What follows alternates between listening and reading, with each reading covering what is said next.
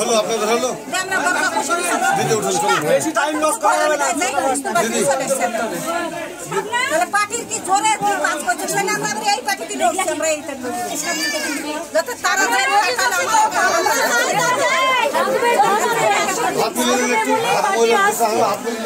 আমরা চাই যে জোটটা পাস করুক নাহলে আমাদের উপরে খুব অত্যাচার চলছে টিএমসিরা খুব অত্যাচার করছে আমার বাড়িতে 25-30টা পুলিশ ঢুকে দিয়েছিল এবং আমার বাড়িতে এই পাড়ার দুজন মানুষকে সেভ করেছে করে পিস্তল ফেলতে গিয়েছিল কিন্তু দিদি পারেনি আমার বাড়িতে পিস্তল ফেলতে আমি যেহেতু জানলা বন্ধ করতে যাই দেখে ফেলেছিলাম তাই ও দড়ি হালি দিয়েছিল আর সেই রাতে ঠিক রাত 2টোর দিকে তখন পুলিশ ঢুকে পড়লো 25-30টা রায়ের বাক্স